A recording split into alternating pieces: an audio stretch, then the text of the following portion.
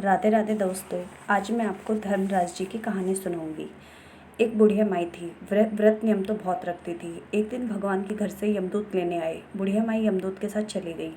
आगे गहरी नदी बह रही थी। बुढ़िया माई डूबने लगी। तब यमराज जी ने पूछा, माई गाय दान की हुई है क्या?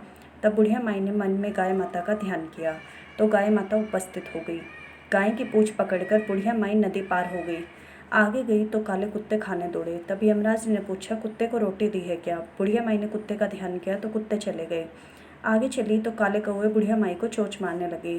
तब यमराज जी ने कहा कि ब्राह्मण की बेटी को सिर में तेल लगाने को दिया है कि नहीं। बुढ़िया माई ने ब्राह्मण की बेटी को याद किया तो कौवों ने चोंच मारना छोड़ दिया। आगे गई तो पैरों में कांटे चुभने लगे। तब यमराज जी ने कहा, चप्पल दान की है क्या? बुढ़िया माई ने याद किया तो चप्पल पैरों में आ गई। आगे चली तो चित्रगुप्त जी ने यमराज जी से कहा, आप किसको ले आए हो? तब यमराज जी ने कहा, बुढ़िया माई ने दान पुण्य तो बहुत किया है पर धर्मराज जी का कुछ नहीं किया, इसलिए आगे के द्वार बंद है।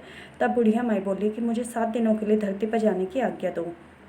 7 दिनों तक कहानी सुनकर उद्यापन करने के बाद वापस आ जाऊंगी। बुढ़िया माई वापस धरती पर आ गई। पूरे गांव में खबर फैल गई कि बुढ़िया माई भूतनी का रूप धारण करके आ गई। वह जब अपने घर को गई तो बेटे बहुओं ने भूतनी समझकर घर के द्वार बंद कर दिए। तब उसने अपने बेटे और बहू को कहा कि मैं भूतनी नहीं हूँ, मैं तो धर्मराज जी के कहने के अनुसार वापस आई हूँ। मैं नियम अनुसार प्रत्येक दिन धर्मराज जी की कहानी सुनकर उद्यापन करके वापस परलोक चली जाऊंगी। यह सुनकर बेटे ने उद्यापन के लिए पूजा की सभी सामग्री एकत्रित कर दी, लेकिन कहानी का हुकारा नहीं भरा। तब बुढ़िया माई पड़ोसन के पास गई और कहानी सुनने को कहा। पड़ोसन ने कहानी सुनी और हुकारा भर दिया। बुढ़िया माई 7 दिनों के पश्चात कहानी सुनकर उद्यापन कर दिया और सभी सामान दान कर दिया।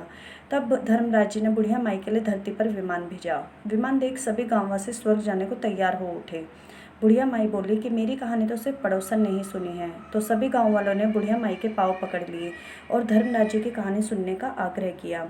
कहानी सुनने के पश्चात सभी विमान में बैठकर स्वर्ग पहुंचे। तो धर्मराज जी ने कहा कि मैंने तो सिर्फ बुढ़िया माई के लिए विमान भेजा था, पर यहाँ तो सभी गांववासी एकत्रित हो गए। तब बुढ़िया माई ने कहा, मेरी कहानी सभी ने सुनी है, इसलिए आधा पुण्य इनको भी दो। तब धर्मराज जी ने सभी गांववासियों को स्वर्ग में वास दिया। सो हे धर्मराज जी महाराज, जैसे बुढ़िया माई को स्वर्ग का वास दिया, वैसे सभी कहने सुनने हुकारा भरने वालों का स्वर्ग का वास दो। बोलो धर्मराज जी यमराज जी की जय।